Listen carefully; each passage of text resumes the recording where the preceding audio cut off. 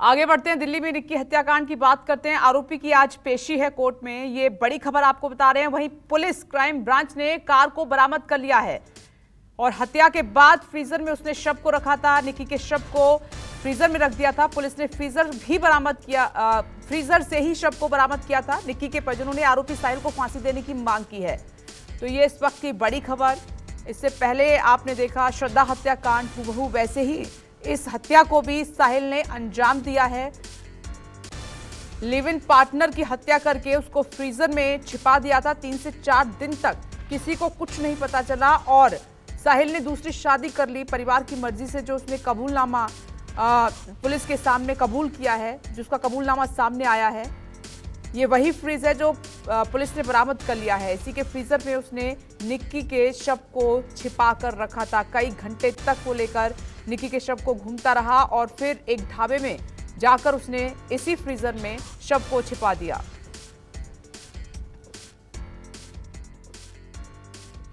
अभी एक महीना पहले घर पे आई थी। हमारी बेटी के साथ पूरा अन्याय हुआ है। उसको मैं चाहता हूँ कि उसको सरकार सजाए मौत दे। देखिए, सबसे पहले तो ये कि ये ना कोई केस दर्ज था, ना कोई मिसिंग रिपोर्ट थी। तो हमारे क्राइम ब्रांच के जिस सेक्शन ने काम किया काफ़ी काबिल तारीफ़ है, क्योंकि ऐसा लग रहा था कि अगर ये शादी करने के बाद ये इस बॉडी को डिस्पोज कर देता तो बाद में बहुत दिक्कत आ जाती। तो जो टाइमिंग था वो बहुत ही परफेक्ट था कि जो हमने इसको टाइमली इसको डिटेक्ट कर लिया। एक बार बॉडी डिस्पोज करता तो जैसा आपने पीछे केसेस में देखा है, फिर वो डीएनए मैच कराना, उसको लिंक करना, साक्ष्य जुटाना और फिर उसको साक्ष्यों को चिन्हित करके इससे अक्यूज्ड या अभियुक्त से जोड़ना, उसमें काफ़ी दिक्कतें हो जाती और ट्रायल भी काफ़ी लंबी चल जाती। तो हमारी टीम ने बहुत समय से इसको जो मेन साक्ष्य था, बॉडी को रिकवर कर लिया वहाँ से फ्रिज की, इसकी निशानदेही पे। वो अकेला ही बहुत बड़ा साक्ष्य है जो कि इनको कन्विक्शन करने में, सज़ा दिलवाने में काफ़ी मददगार होगा। उसके अलावा भी जो इन्वेस्टिगेशन की जो तमाम बारीकियाँ होती हैं उस पर हमारी टीम काम कर रही है। जैसे गाड़ी को रिकवर करना, उसकी फोरेंसिक जांच कराना, फ़ोन्स में जो भी डाटा है उसको रिकवर करेंगे और जो जहाँ जहाँ वो उसको घुमा के लेके गया मर्डर के दौरान, वहाँ की कोशिश कर रहे हैं अगर सीसीटीवी फुटेज वगैरह मिल जाए। हालांकि रात का समय है तो वो सारे साक्ष्य हम जुटा रहे हैं, लेकिन जो बॉडी हमने टाइमली उसके डिस्पोज होने से पहले रिकवर कर ली वो बहुत बड़ा काम हो गया है जो उसको फिक्स कर देगा और ट्रायल में हमारी काफ़ी मदद करे। सर, जैसे श्रद्धा मामले में देखा था कि उसकी पीसीस में को कट किया था, क्या इसका क्या प्लान था? क्या इसने कुछ पूछताछ में बताया कि क्या करने वाला था? क्या उसने कुछ जानकारी दी? देखिए, ये आदमी उधेड़बुन में था, क्योंकि एक तरफ ये 9 तारीख को सुबह इसकी एंगेजमेंट हो रही है, सगाई हो रही है। 9 तारीख की शाम को उसके पास आता है, जब वो उसको कन्फ्रंट करती है कि मैंने ऐसा सुना है, तो कहता नहीं नहीं मैं तुम्हें घुमाने ले चलता हूँ, ऐसा कुछ नहीं है। पहले गोवा का प्लान बनाते हैं, फिर हिमाचल का प्लान बनाते हैं और ये कह के निकलता है कि मैं तेरे को 2-3 दिन के लिए कहीं बाहर घुमा के लाता हूँ, तेरा दिमाग अपसेट है, वो ठीक हो जाएगा। और उसी दौरान ये दिल्ली में कि बस अड्डे चलते हैं, वहाँ चलते हैं और उसका मर्डर करके ये करता।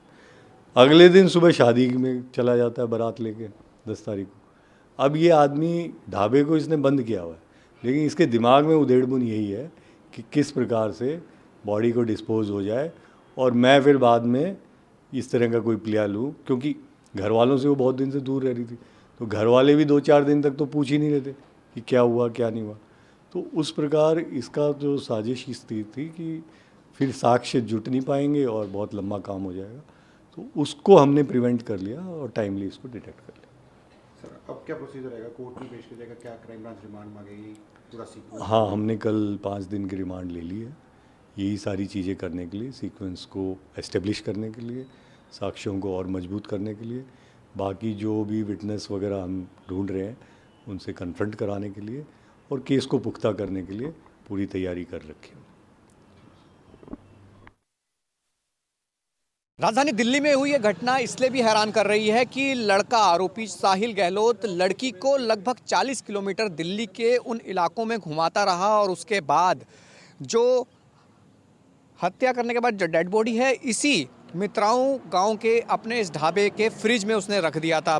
पूरी घटना इसलिए भी हैरान कर रही है कि जो लड़की है वो साहिल से शाम को उनकी मुलाकात होती है। उसको जब पता चलता है कि साहिल शादी कर रहा है तो भागने की यानी बाहर जाने की तैयारी थी। लड़की गोवा जाना चाहती थी, ये साफ हुआ है, और उसके साथ वो लड़के पे दबाव बना रही थी साहिल पे, और जिसको लेकर लगातार घर वाले भी साहिल को फ़ोन कर रहे थे। उनका कहना था कि जो शादी है उसका फंक्शन है, उसके लिए घर जल्दी आए। हालांकि जिस वक्त ये घटना हुई ये बताया जा रहा है कि साहिल उस वक्त पैनिक में आया और उसने जो डेटा केबल है उस तार से उसका गला दबाकर उसकी हत्या कर दी। और ये इसलिए भी ज़्यादा हैरान कर रहा है कि गाड़ी की आगे वाली सीट पर ही वो उसकी डेड बॉडी को रखते हुए पूरी दिल्ली में घूम रहा था, और घूमने के बाद वो उसकी बॉडी को इसी ढाबे पर लाया और यहाँ उसने फ्रिज में रख दिया। हालांकि उसके बाद वो घर के फंक्शन पे लग गया और उसके बाद उसने शादी भी करी, और ये बताया जा रहा है कि गाड़ी को वहाँ से खड़ा करके अपने घर पे खड़ा करके शादी के फंक्शन में लग गया। क्योंकि पुलिस ने जो रिकवर की है गाड़ी, फॉरेंसिक जाँच करी है, उसके साथ साथ जो मोबाइल है, क्योंकि